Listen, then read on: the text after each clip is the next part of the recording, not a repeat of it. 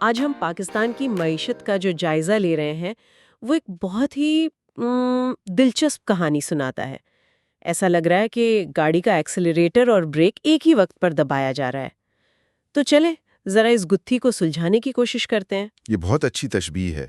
ایک طرف آپ دیکھیں تو نجکاری ہے، اصلاحات ہیں جو معیشت کو آگے دھکیل رہی ہیں، اور دوسری طرف قرضوں کا بھاری بوجھ ہے، بیرونی دباؤ ہے جو اسے پیچھے کھینچ رہا ہے۔ اچھا، تو آئیے ایکسلریٹر سے شروع کرتے ہیں۔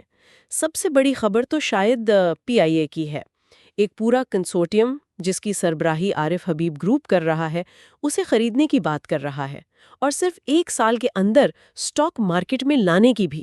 یہ بہت بڑا دعویٰ ہے۔ بالکل، اور یہ صرف ایک دعویٰ نہیں، مطلب یہ ایک سوچ میں تبدیلی کا اشارہ ہے۔ ایک ادارہ جو سالوں سے خسارے میں ہے، اسے ایک کمرشل، ایک منافع بخش کمپنی بنانے کا منصوبہ، یہ اپنے آپ میں بہت بڑی بات ہے۔ صحیح۔ اور اسی طرح کی ایک اور مثبت تبدیلی پاکستان سٹاک ایکسچینج میں نظر آ رہی ہے، یہ T+1 سیٹلمنٹ سائیکل۔ یہ T+1، یہ سننے میں بڑا ٹیکنیکل لگتا ہے۔ عام الفاظ میں اس کا مطلب کیا ہے؟ اسے یوں سمجھیں کہ پہلے اگر آپ شیئر بیچتے تھے تو پیسے آپ کے اکاؤنٹ میں 2 دن بعد آتے تھے، اب یہ صرف 1 دن میں ہوگا۔ یعنی پیسہ جلدی واپس آئے گا؟ بالکل، یہ ایک چھوٹا سا فرق لگتا ہے، لیکن یہ مارکیٹ کے انجن میں تیل ڈالنے جیسا ہے۔ ہر چیز تیز چلتی ہے، سرمایہ کار زیادہ اعتماد سے خرید و فروخت کرتے ہیں، جس سے مارکیٹ میں تیزی آتی ہے۔ اور بھی کچھ اچھی خبریں ہیں، جیسے جنوری میں گاڑیوں کی فروخت 43 ماہ کی بلند ترین سطح پر پہنچ گئی۔ جی، اور پورٹ قاسم میں ایک چینی فرم کی $800 ملین کی سرمایہ کاری۔ اور حکومت نے 2030 تک AI یعنی مصنوعی ذہانت میں $1 بلین کی سرمایہ کاری کا بھی اعلان کیا ہے۔ اور یہ AI والی بات خاص طور پہ دلچسپ ہے۔ یہ صرف ایک اور خرچہ نہیں ہے، مطلب یہ مستقبل کی معیشت پر ایک داؤ لگانے جیسا ہے۔ یہ اس بات کا اشارہ ہے کہ حکومت صرف آج کے مسائل حل نہیں کرنا چاہتی، بلکہ وہ چاہتی ہے کہ پاکستان اگلی تکنیکی دوڑ میں پیچھے نہ رہ جائے۔ تو یہ سب تو ایکسیلریٹر کی باتیں ہو گئیں۔ اب ذرا بریک پر بھی نظر ڈالتے ہیں۔ بیرونی محاذ پر تو سب کی نظریں IMF پر لگی ہوئی ہیں۔ ان کی ٹیم پاکستان آ رہی ہے۔ بالکل، اور ان کی منظوری بہت اہم ہے، اور اسی تناظر میں موڈیز کی رپورٹ کو سمجھنا چاہیے۔ انہوں نے بینکنگ سیکٹر کے آؤٹ لک کو مثبت سے مستحکم کر دیا ہے۔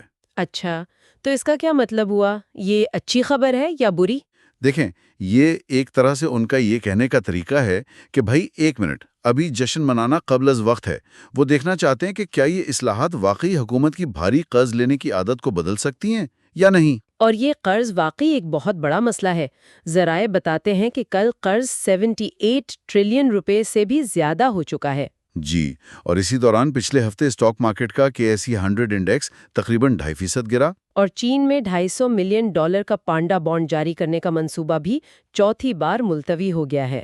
تو ایک طرف یہ فوری مالیاتی دباؤ ہے، لیکن ایک اور طویل مدتی خطرہ بھی ہے جو ہر سال معیشت کو خاموشی سے نقصان پہنچا رہا ہے، اور وہ ہے موسمیاتی تبدیلی۔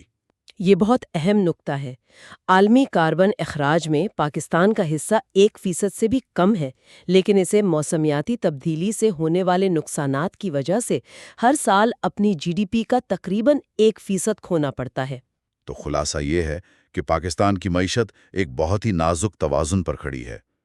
ایک طرف AI، اسٹاک مارکیٹ کی اصلاحات اور نجکاری جیسے مستقبل کے منصوبے ہیں، اور دوسری طرف قرضوں کا پہاڑ، IMF کا دباؤ اور موسمیاتی تبدیلی جیسے حقیقی اور موجودہ چیلنجز ہیں۔